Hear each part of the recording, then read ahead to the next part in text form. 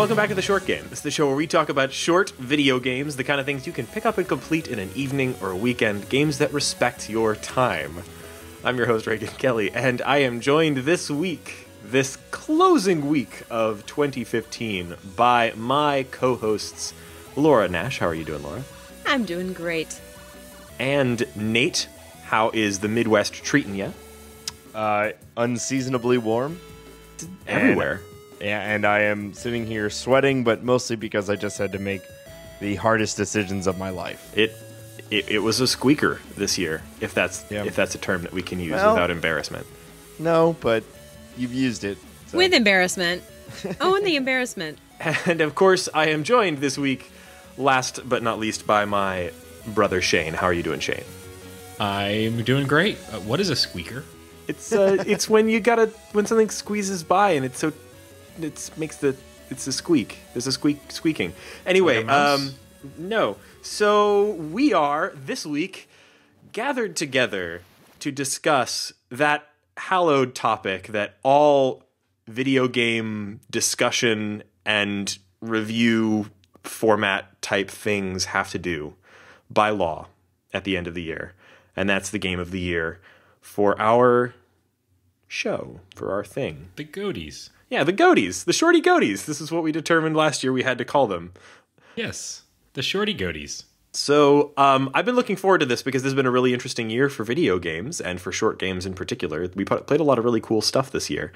Last year, we crowned Transistor, which was an awesome game, but it was a controversial pick among some of the short game co-hosts. Hadn't even played it at the time, but Yeah. I wasn't actually a co-host, so... Yeah, you were honorary at that point, I think, Yeah. right? Mm-hmm. Yeah, but now you're more than honorary. You're predestined. But this year we've changed our format for voting just a little bit to include a slightly longer list, but hopefully it won't make for a longer episode because we've got a little bit of a Laura, I see you crossing your fingers there. All I'm gonna say, if you made a list of episodes where we say this is gonna be shorter, this isn't gonna be as long, and then like correlated it against like our longest episodes, I would imagine that the majority of our longest episodes we mention at some point that it's not gonna be very long. Yeah, we're not good at calling them. But we are good at ranking them, and so we're going to be working our way up the rank this year. The way that we ranked everything this time around was each person picked 5 games, and we assigned those points. 5 is best, 1 is, also good but lower. And we just combined all the lists, and we're going to go from bottom to top. Every game that any of us put in our top 5, we're going to briefly mention it, but we're going to focus most on those top 3. Well, Reagan, people don't want to know how the sausage gets made. They just want a list of games that they might not have tried that they ought to play. Yeah, and not every one of these is one that we've talked about on the show or done an episode on. Most of them have at least been mentioned, but actually there's quite a few on this list that we didn't have full episodes on, so that for whatever reason we just haven't gotten around to recording about or didn't have enough people playing it or what have you. So anyway, everybody ready to go? We don't know what the list is, so we're the ones we don't know who what are the list antsy. is. You're the one that did the tabulations, Mr. All right. Steve Harvey. Oh, God. Oh, no. Too soon. It won't be by the time this goes out. Game of the year goes to Miss Philippian. Miss Philippians. No, we're yes. starting from 5 going up, starting right? from 5 and going to the top. Well, should we start at the very bottom and work our way up? Yes. Okay. yes, that's so the In the point. words of Drake. So what we've done is we've collected all of these different games, but we're only going to discuss the games that ranked in our top 5 as far as votes received. Yeah, and that's a little tricky, yeah. Yeah, it's actually going to be more than 5 games because we have some ties. But this show it's going to go like 4 hours if we said every single game that got a vote. So we're just going to stick to our top 5. Yeah, so actually, Reagan, the games that ended up getting votes across everybody's top 5 lists worked out to about 11 games. But starting at the 5th place position, which is tricky because it's actually a 3-way tie, are, in no particular order because same number of points or what have you, Alto's Adventure, Until Dawn, and Ori and the Blind Forest. yeah.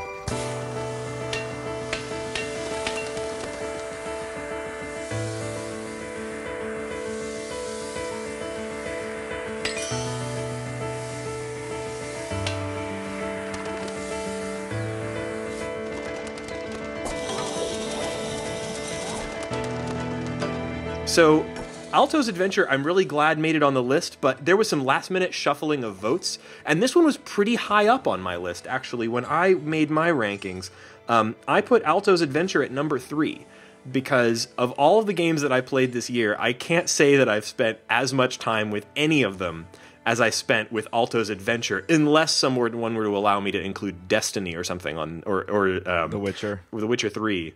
Are you going to edit into this episode like you edited into Your the score? Alto's Adventure? No, not allowed. It's not allowed. Yeah. You know, I no longer have it committed to memory, and I'm ashamed it hasn't gone up by very much since the last time it was discussed on this show.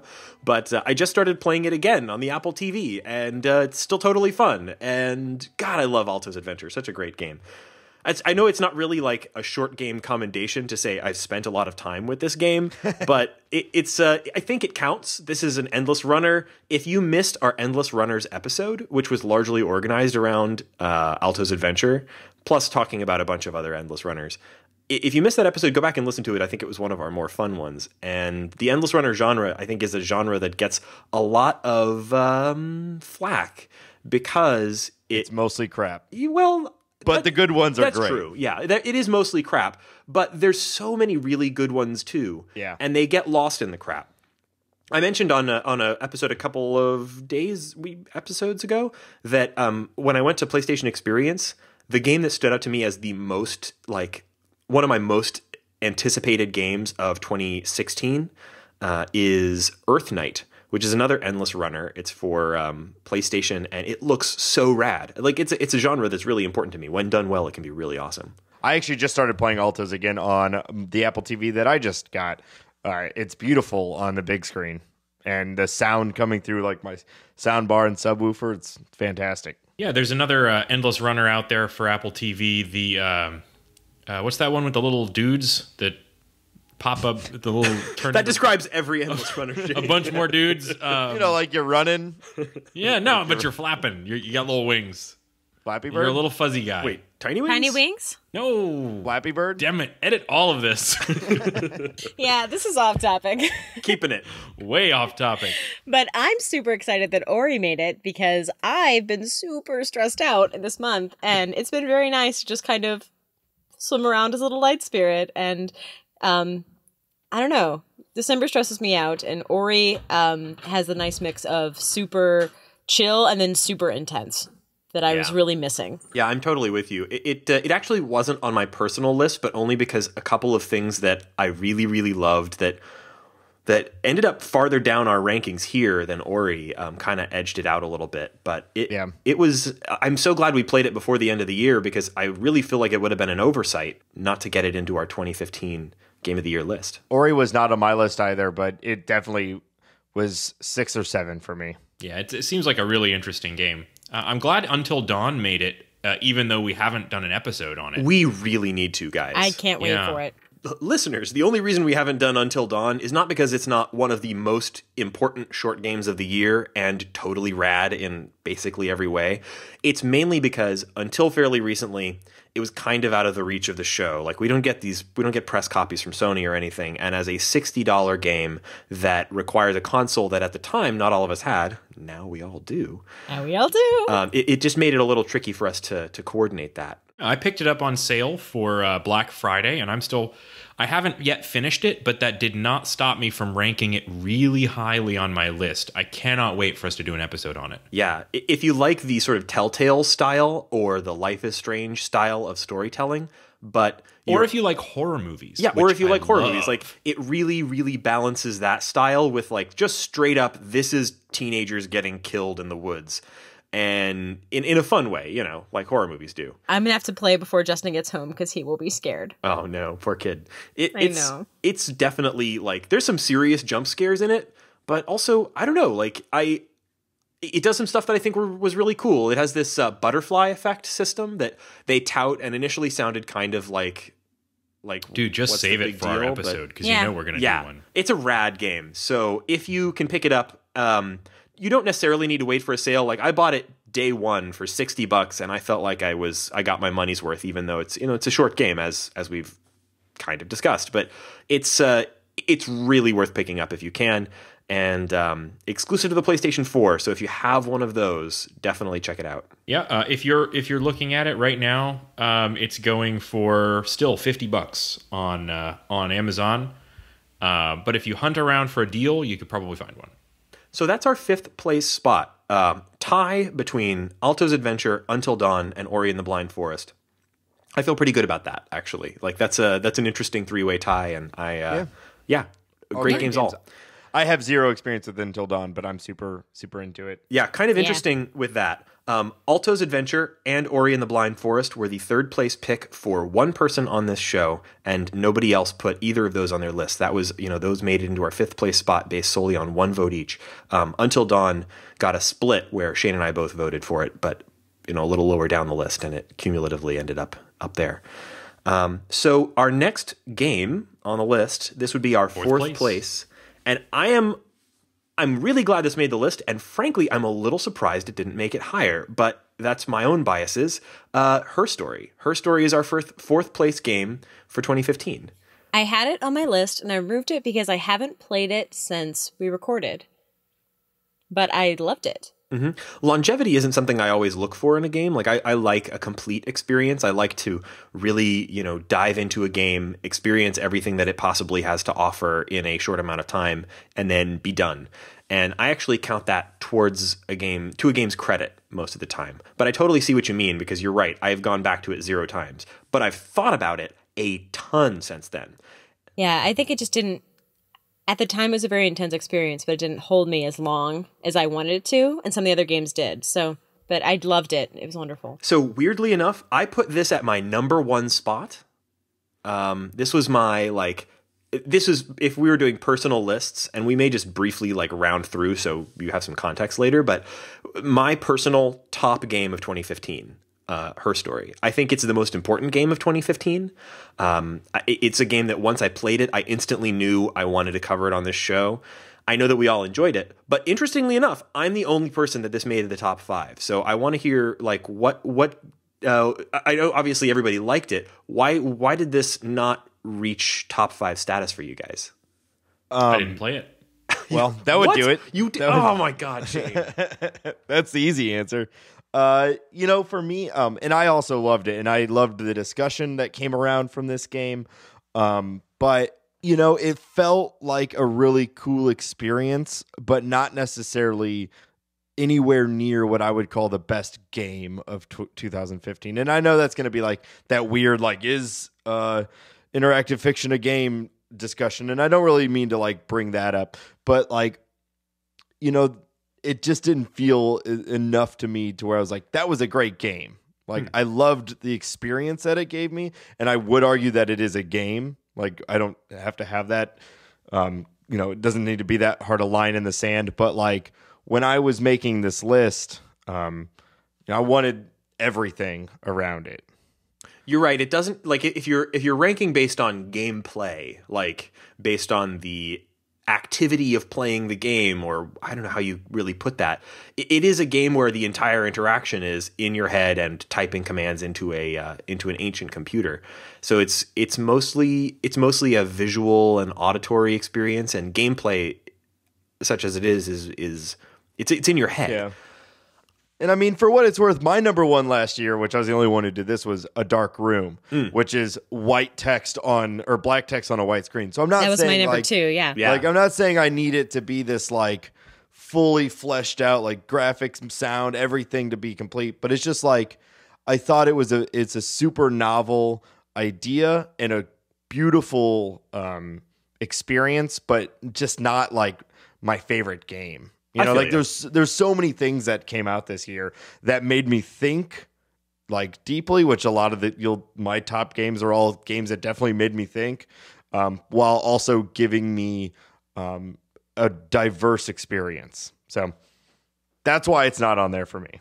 I think it's the most unique game on the list here, though. So if you're looking for an experience that is just completely different from anything else you've ever played, give that a shot. Also, I'd mention, just if you're new to the show, that's one of my favorite episodes of the show, because we actually had a nice detailed interview with the developer. And if you're interested in hearing that, That is an entirely spoiler-free discussion of the game with the developer. That all is pre-spoiler break, and then following that we go back and have a nice talk about all the spoilery details of the plot. So if you didn't hear that episode or you haven't played Her Story, go back and play it. It's amazing, and then check out the episode, or in reverse order, whatever you prefer. So our second and third place are a tie with 10 points each, and that means that they appeared on everybody's list basically somewhere, but with varying amounts of points. And so this tie I think is a really interesting one, because one of them is something that I completely expected, but one is one that I did not expect. So interchangeably, our second and third place games of the year are Rocket League and The Magic Circle. Ooh. My top 2 picks. 1, 2, 3.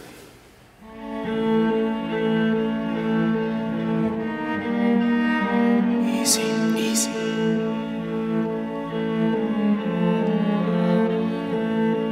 Hold on a second. Double check those notes.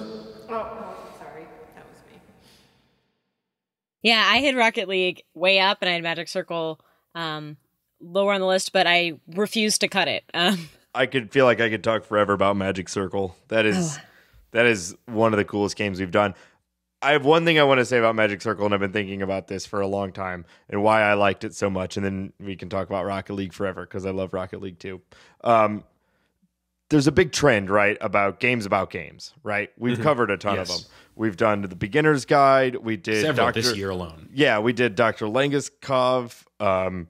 We did, like Stanley Parable is one of my favorite games of all time. But the thing that like a lot of those are lacking is something to actually do, like other than just being like talked to by an interesting narrator, or being like a British person. Yes. Yeah, being like forced through dialogue or like interesting situations. Like the Beginner's Guide was a really cool game, but it really is just like you're kind of on rails being told this story. Yeah, a lot of them are games about choice. Yeah. But they're not all games that really feel like you're playing.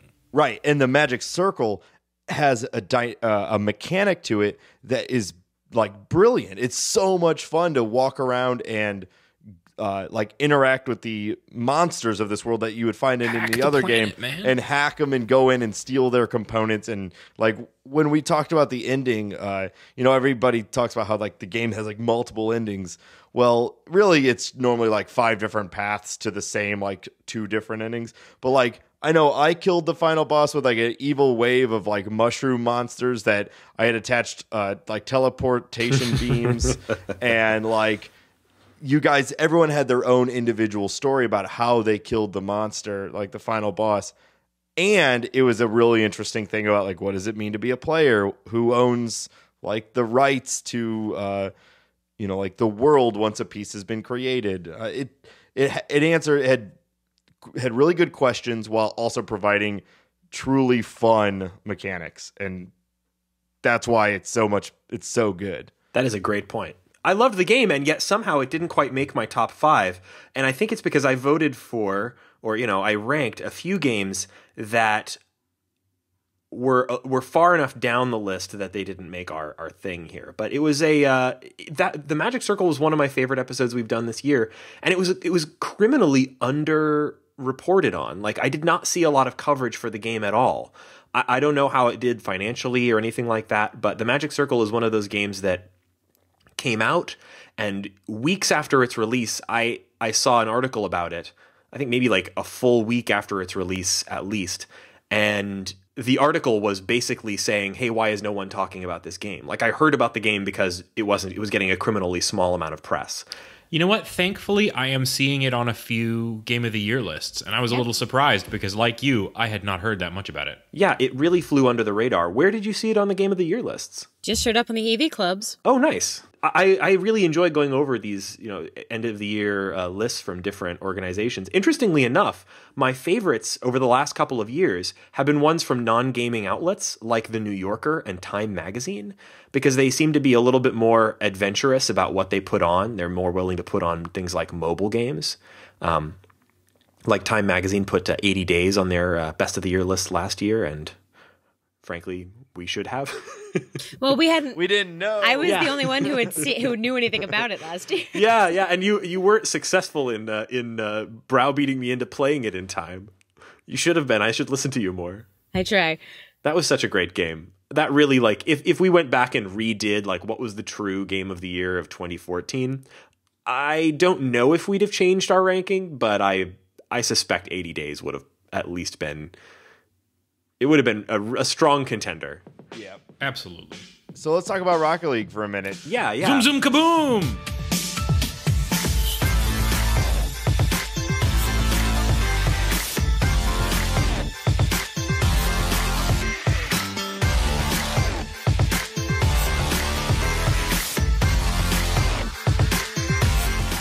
So the only reason we haven't done an episode about Rocket League is, what is there to say about Rocket League? It's so Just- freaking great, but like, what do you say about It's it? car soccer. That's all you can say. Yeah, like I wouldn't even know where to begin with an episode. I'll about say Rocket two League. things. I'll say three things about it. Thing one, I'm not gonna number how many things I'm gonna say about it because I might not remember all three.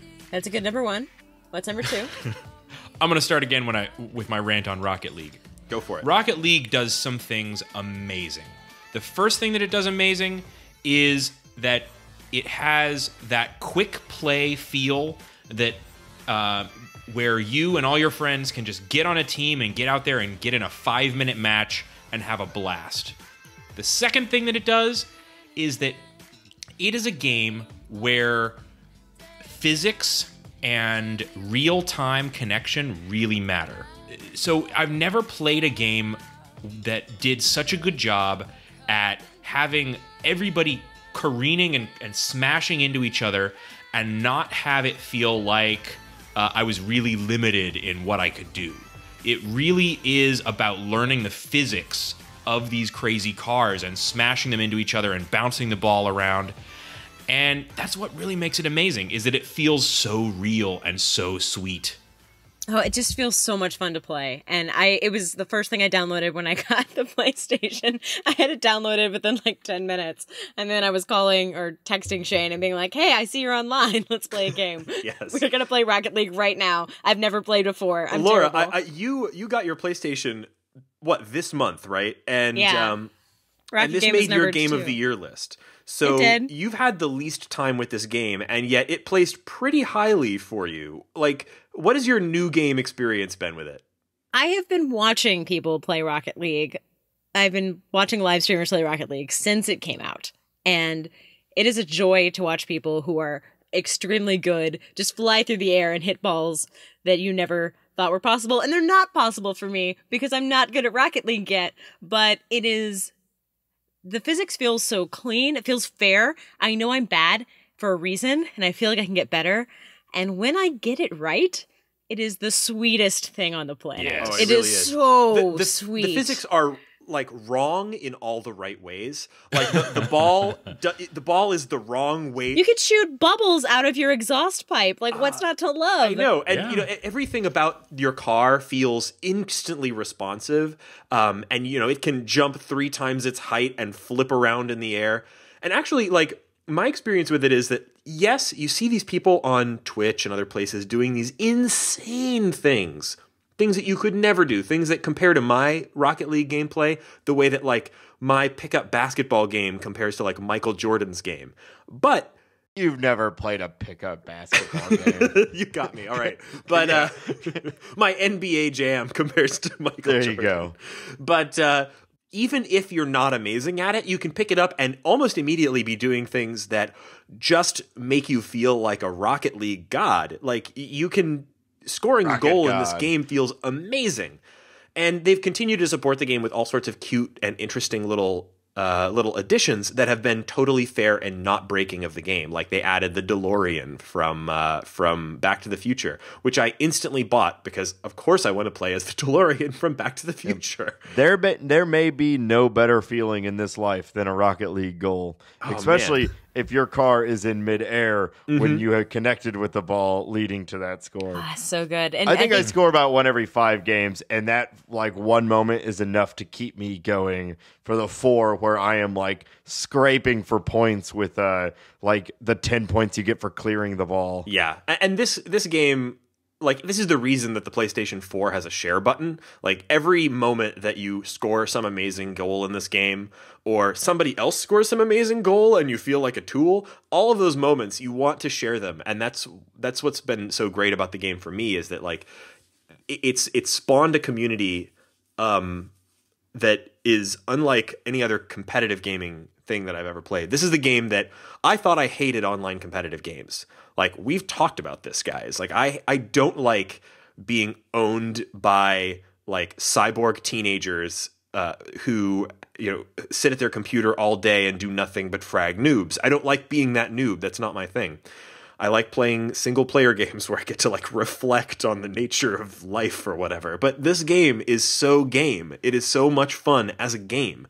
And it is so much fun to compete with strangers. Like, it's so right on the mark. So I am so glad that this made our top rank. And I would say it's a fair split between this and the Magic Circle. Magic Circle is more of a short game, but Rocket League is totally rad. It's in the spirit of the short game, much like Alto's Adventure, a well-executed game that can be played in short bursts, but you want to never not be playing it. Yes, if you have 10 minutes, this is the game to play.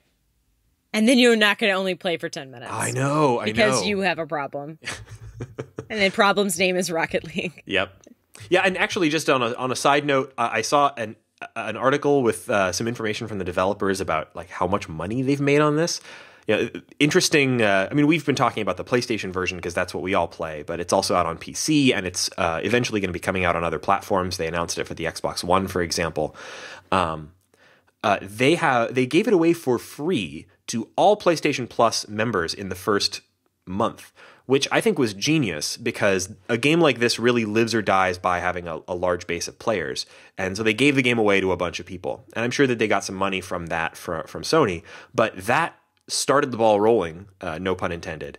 Pun intended, come on. And they've made, like, how much money did they say they make? I'm going to Google it real quick because it was really impressive. They made Star Wars money.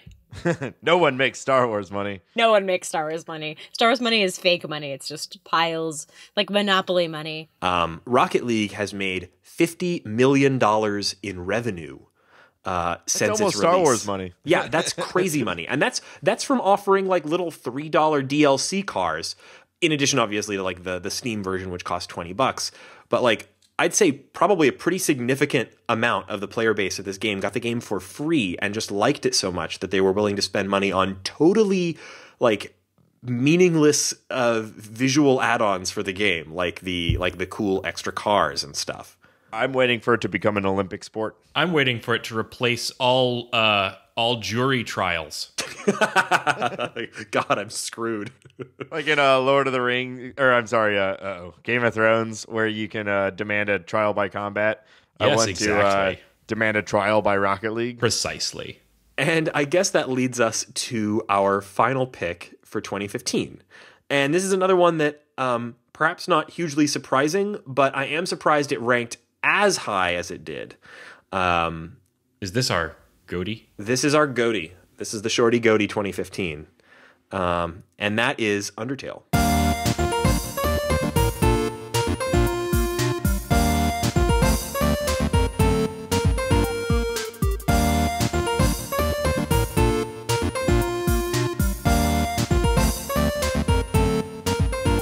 Of course. What other game have we ever done 2 episodes on? I know. And in a way, I actually, like, ranked this down a little bit because I was like, I put this second on my list because I was like, oh, you put it so far down. You buried that. You I know, I buried that. I bumped it down a little bit on the list. Not because it's not maybe the most fun I've had playing a video game this year, but maybe just because it's inventive. It's very creative. But I really wanted to highlight how incredibly cool I thought her story was. And also, I didn't want to be a complete I didn't want to be a complete cliche.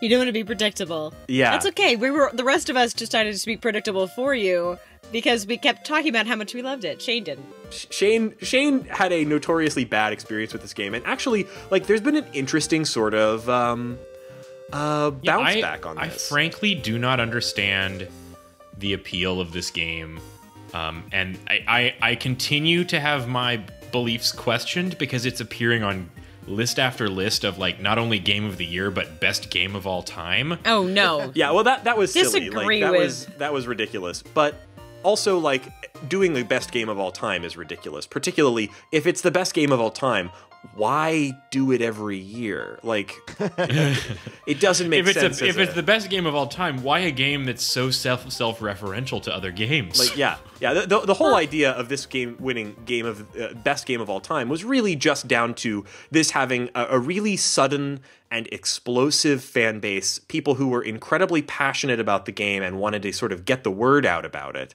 and there being a venue for them to do that. And so I don't think that that's necessarily, like, really that big of a problem, because, like, the GameFAQs game of the year, or like best game of all time poll of 2015, who gives a shit? I mean, those people who were voting Dark Knight the best movie of all time 2 months after it was released. Like, you can't trust garbage people and garbage polls. Right. But But I only trust garbage here's the thing, people. Shane, you're not wrong. Here's the thing. Shane is not alone in his assessment of this game. Shane did not enjoy the game. And it's not that he didn't give it a try. Like, Shane started the game, I played didn't call quite a Shane bit of it. garbage. No, and I'm not saying you did. I am offended that you consider me a garbage person. Reagan, please explain to me how Shane feels. No. The Batman movies are pretty good. Guys, this happened when we talked about Transistor on the last episode, or the last year. It was named, and then we spent the first, like, 10 minutes saying, like, well, this is why it's not. Let's talk about what's awesome about Tell Undertale. me why this game is so Agreed. great, guys. I will say that this game is the game I've recommended the most this year to the most diverse audience, because I've used it to make friends with dev bros at my office who want to know that I have legit skills. And I'm like, oh, have you played Undertale? They never have. And I get to recommend it to them and feel superior to Those them, dorks. which is great. Nerds. You don't need anything to feel superior to Dev. That's true. If anyone listening, hi, thanks for listening. Hi, guys. Thanks for tuning in. Thanks for tuning in. I love You're great, Slalom. too. Love my company. I also will say that I've recommended it to people who don't play a lot of video games, who don't have that back knowledge because they think it's too violent. I'm like, hey, Undertale. There's just a lot of different paths you can choose in this game, and I think it's silly. And I don't get to play a lot of games that are heartfelt and silly. They're usually one or the other, and silly is almost always coupled with violence or cats. Yeah. And this has dogs, so Which are enormously better. And like, I love this game with all my heart. I so enjoyed it. I got attached to the characters.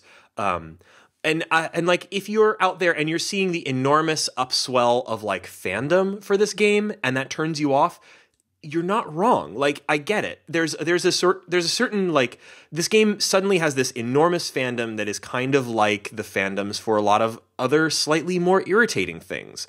And it's weird. It's weird how suddenly Reddit is full of Undertale memes. And it's weird how, like, some of the people that I wouldn't really enjoy a conversation with, all they want to talk about is Undertale. It's weird. And also, like, a lot of people that I really respect didn't dig it. Shane, you're rad and you totally get games. You're like a game guy. Like, I respect your game knowledge, and you had a hard time getting through this, and I didn't, which is weird. And like Gary Butterfield, he's a friend of the show. He's been on a couple of times. If you listen to his show, check it out, Comrade. They basically spent an hour shitting on this game. And I listened to it and I was like, they're not wrong. There are things about this game that aren't for everybody, but it's for almost everybody. And you have to you owe it to yourself to at least give it a try. My opinion is that this is a game that you could put in front of basically anyone and they would find something to love in it. And maybe not absolutely everyone will get through it, but it's just such a wonderful game. Like, it's so good.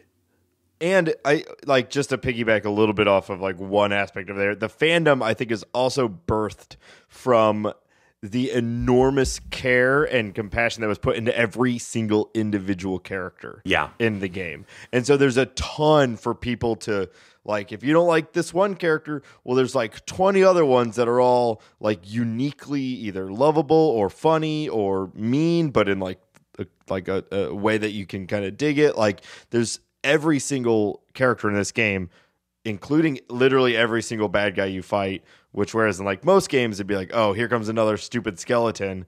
In this game it's like, oh no, it's Woshua.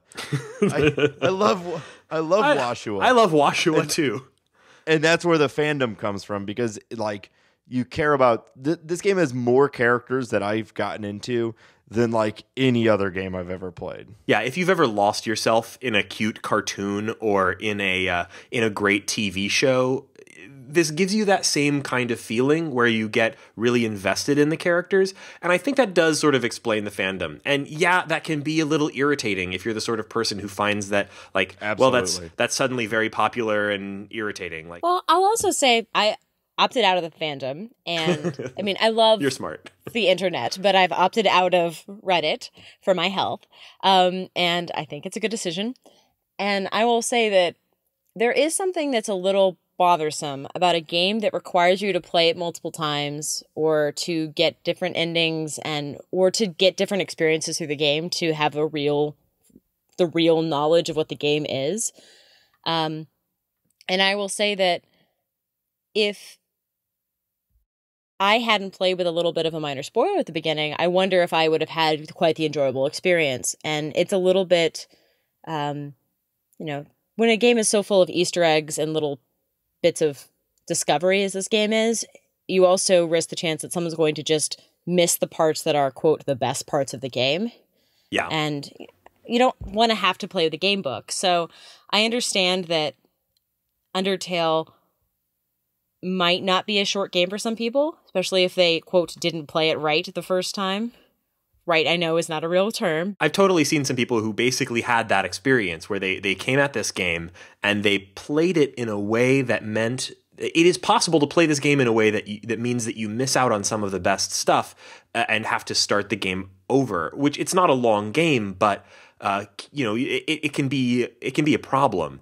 And there's also a skill barrier on it. I don't know why this is, but I've talked to some people seem to have a really easy time with it. Other people like me sort of fall in the middle where it was really not a challenge, but it was a fun sort of activity until the end where it suddenly got very, very challenging. And I had to kind of cheat and look some stuff up. And then there's other people who just frankly found the entire activity of the combat system in this game, which makes up a lot of the gameplay, totally unenjoyable. And I don't know where you will fall on that spectrum necessarily. But the game has so much to offer that I think everybody owes it to themselves to give it at least a shot. And it is only $10. We talked about it at great length on our 2 episodes. We did a initial episode that was a spoiler-free entire episode just talking about what we thought was cool about the game without spoiling anything and providing what I think are reasonable tips on how to approach the game if you're playing it for the first time that will give you the best possible experience. So if you're wanting to play it and not have to do an enormous amount of backtracking or replaying, go listen to that episode before you play it.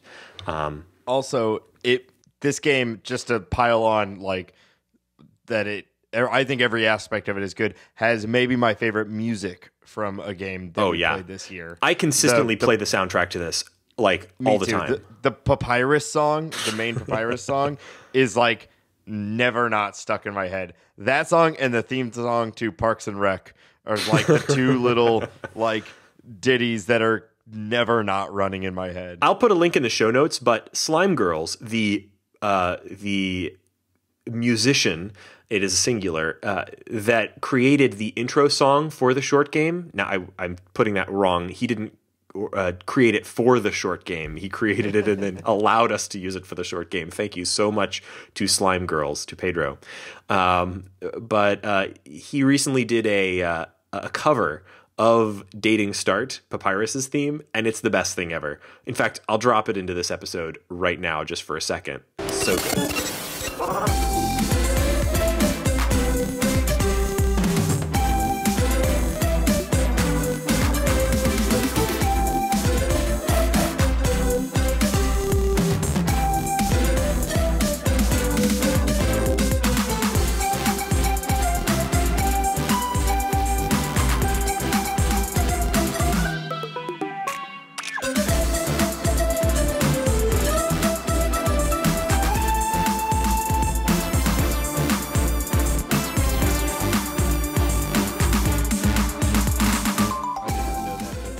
there's a guy who does kazoo covers of video game music, and he did one of the Papyrus song, and it's awesome too.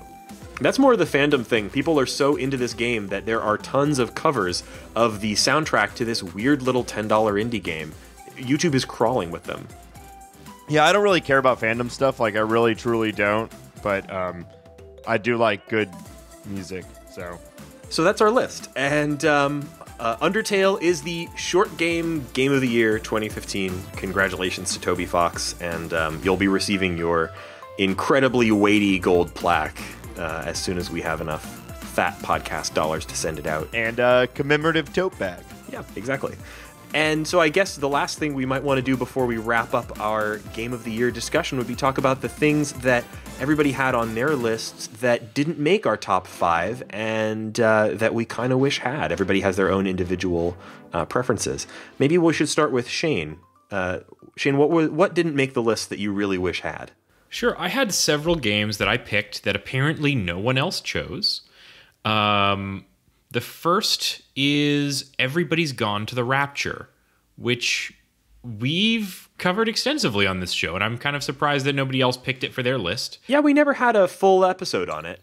We haven't. But it has such gorgeous music, and it's such a great experiential game. It's just the sort of game that we enjoy for this show. Yeah, I wouldn't say we've covered it extensively, though. We haven't done a full episode on it, and I haven't played it, so...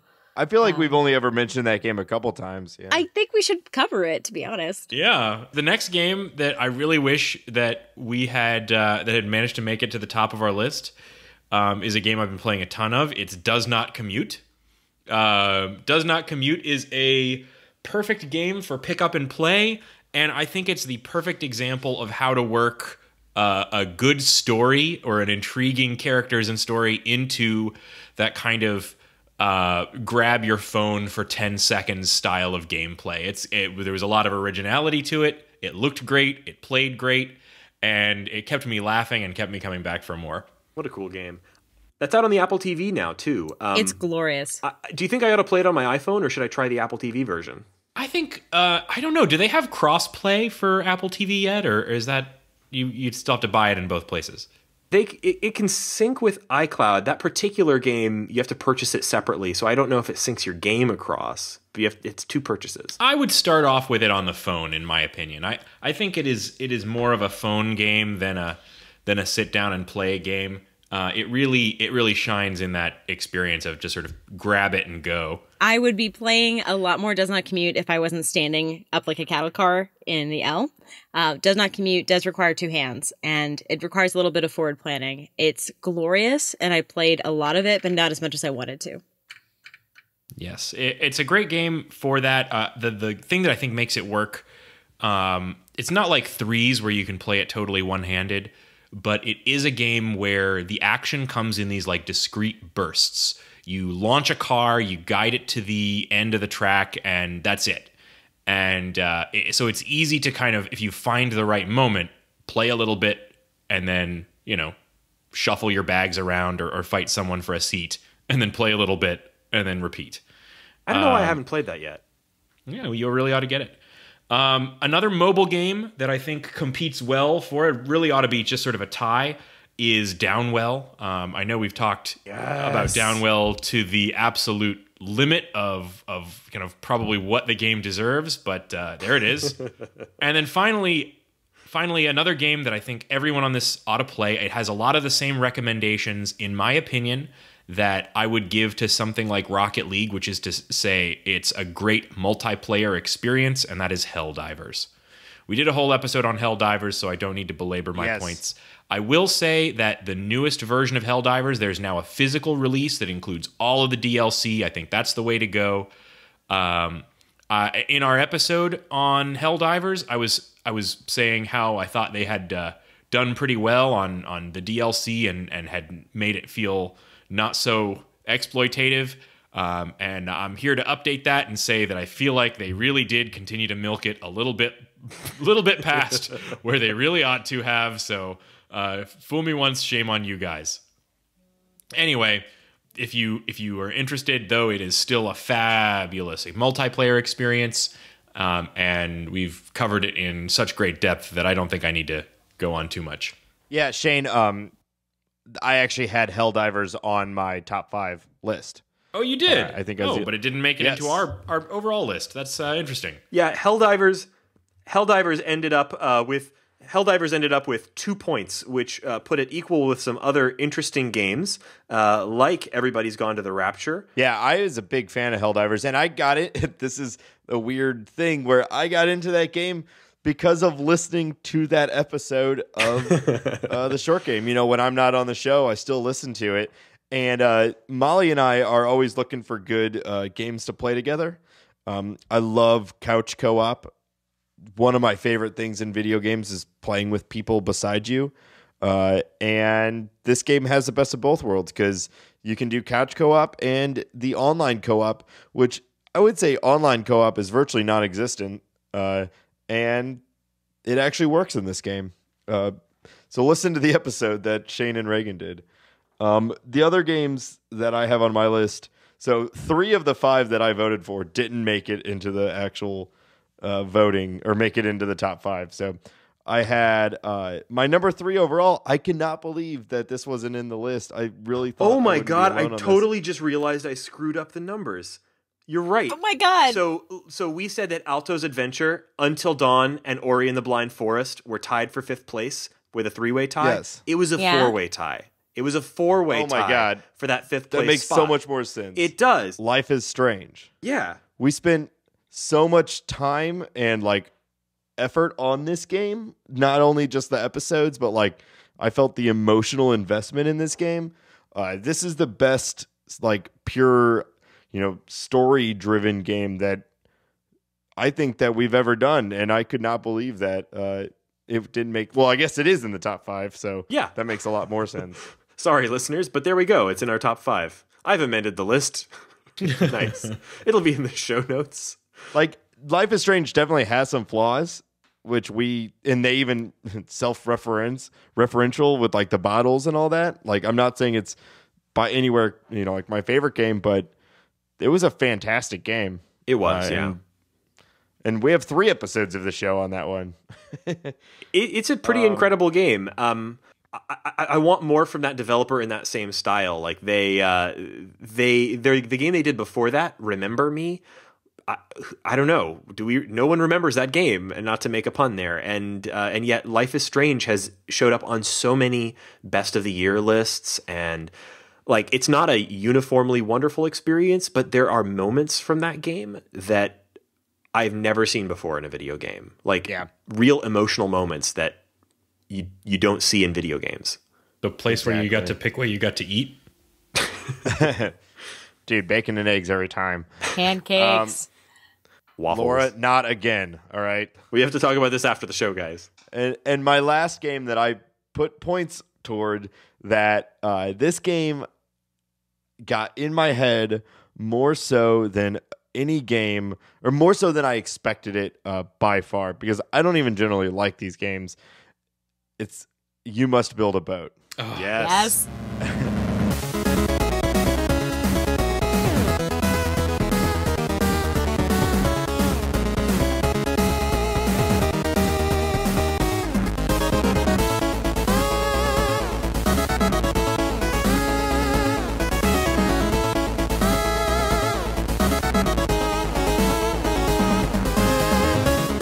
Yeah, guys, that one ended up on 2 best of lists. I think Laura put that on hers as well. I thematically had grouped all the iOS games that I play all the time on as runners-up. And then I thought, that's completely unfair. You Must Build a Boat, especially with the new update they just put out, It's good. really deserves to be in the top 5. It's such a good game, and like I said, I don't even care about match 3 games. Like I know it's different because it's like an action match 3, but I just don't generally like play those games. I got hooked on this game, and I pretty much like didn't do anything but play this game until I beat it like entirely, and then they have like a system where you can like start it all over in a game that is like purely repetition already. Just start it all over and just keep playing over and over and over. It's so good. And again, the music is great. I was expecting, when I started playing this game, I was thinking it's like an iOS game, right? I'll play it for a couple hours. I'll probably beat it or not. I won't care. It's done. I think it took me like 10 and a half hours to beat this game.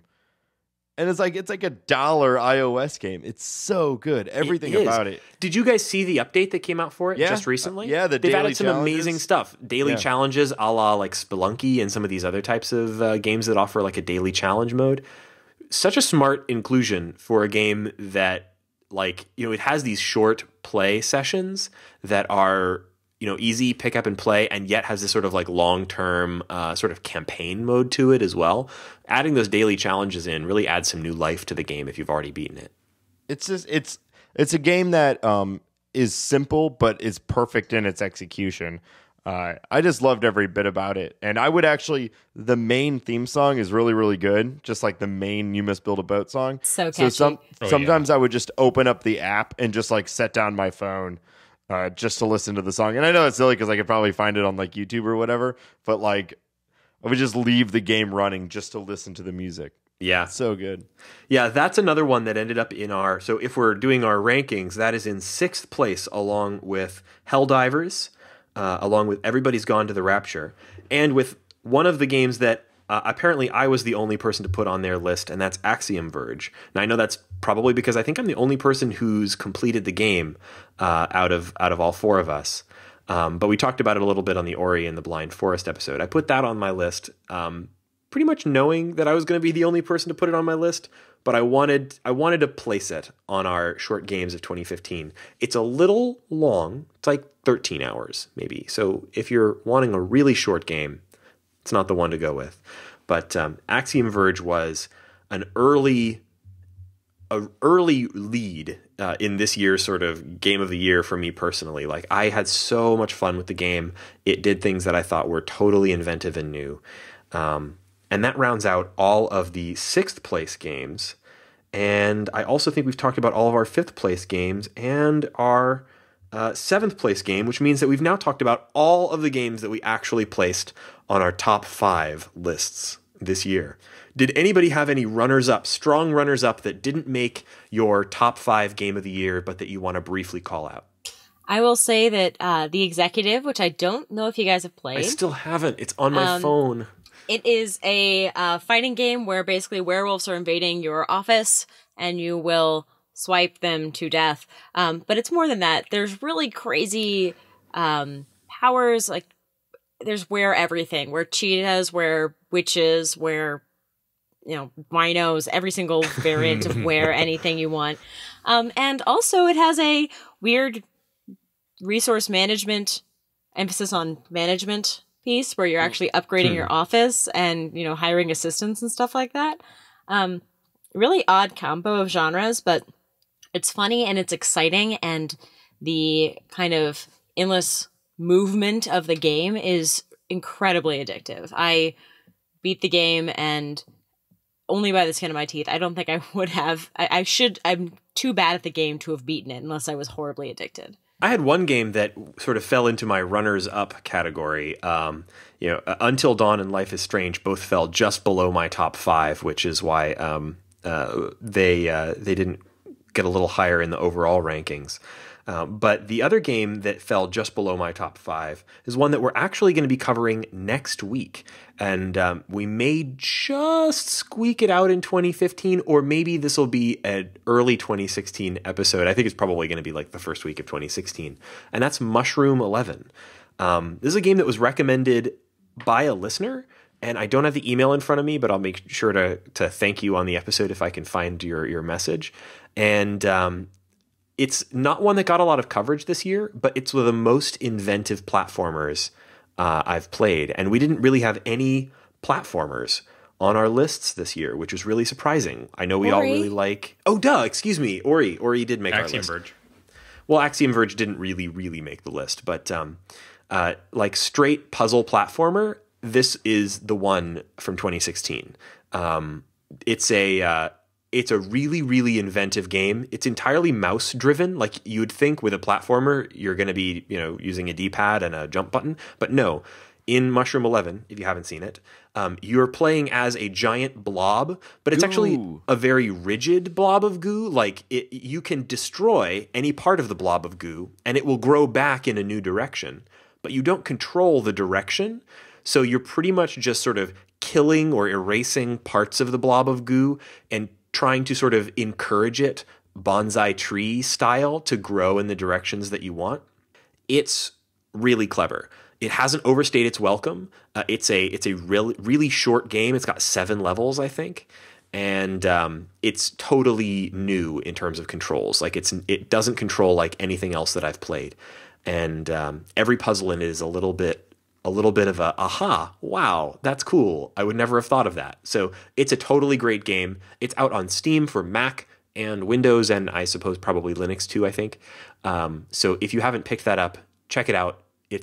It's definitely a close runner-up for my Game of the Year list, and probably the best puzzle platformer of 2015. I know that I've started playing it, but only for about a half an hour. Very intrigued by it. I just have not given it the time yet.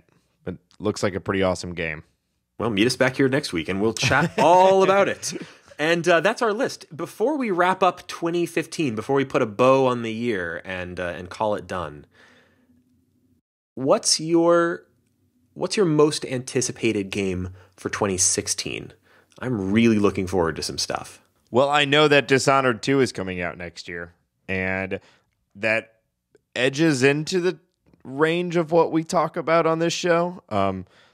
But regardless, I'm super excited about that game. The first Dishonored is beautiful.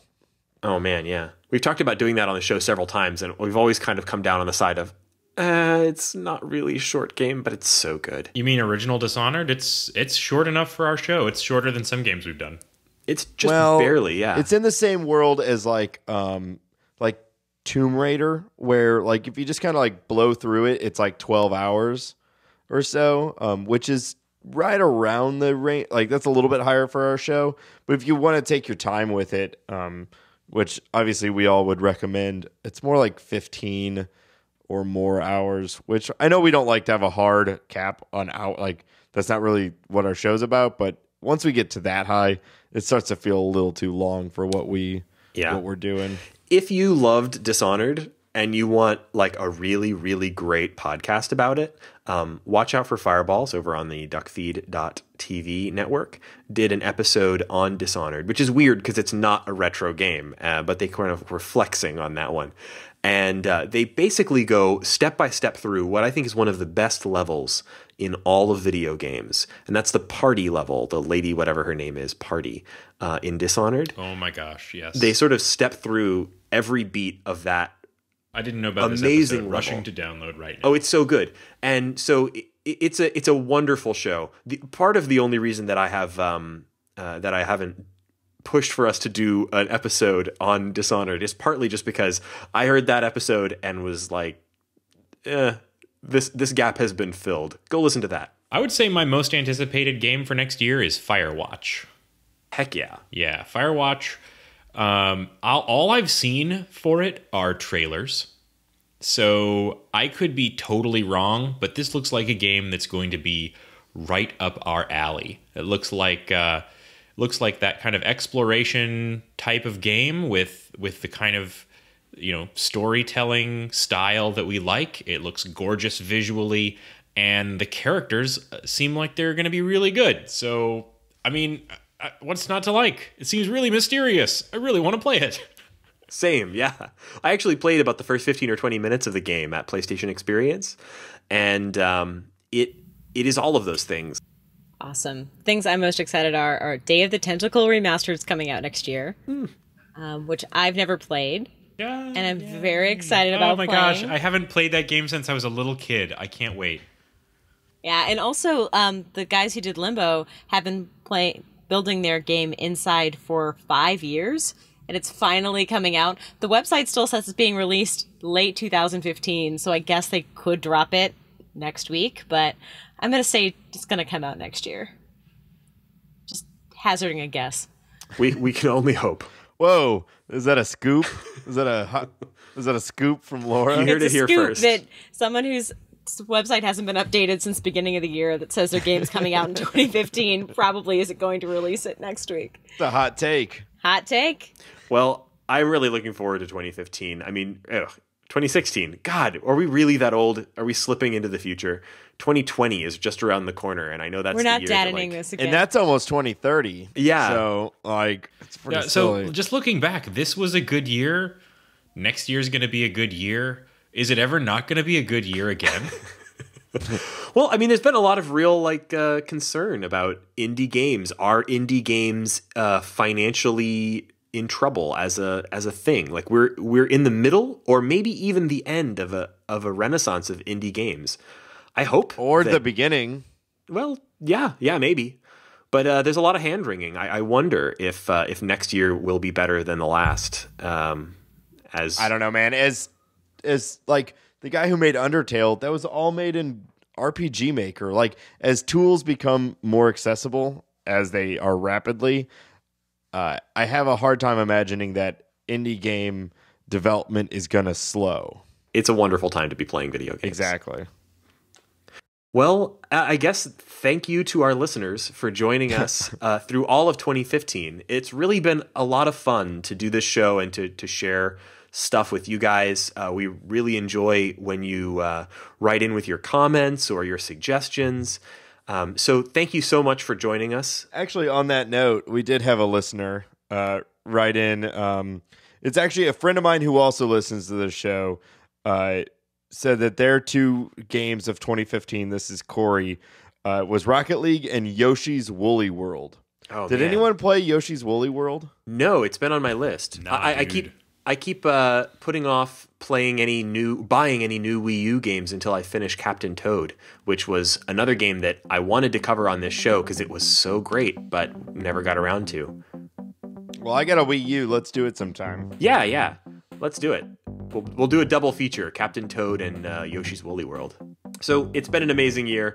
Thank you so much for joining us. And you can find our show on the web at www.theshortgame.net. You can also follow us on Twitter @_shortgame. The best thing you can do for this show is to go on iTunes and leave a review. We really do appreciate it. We're not joking. That is just one of those things that podcasts need. And it really helps other people find the show. It's more than just iTunes that uses that database. So if you go to iTunes and search for The Short Game, you will find us among the podcasts, and you can leave us a glowing review, and we will eternally appreciate that service. You can also leave us feedback through our website, where we've got a sort of a feedback form, or you can write to info@theshortgame.net. And I have been your host all year long. I'm Reagan Kelly. You can find me on Twitter @ReaganK. That's RayGanK. Laura, where can people find you? You can also find me on Twitter @LauraJNash. And Nate, where can people find you? At Nate STL. And Shane, same deal. At 8-Bit Shane. And thank you guys once again for joining us in all of 2015 on The Short Game, and see you next year.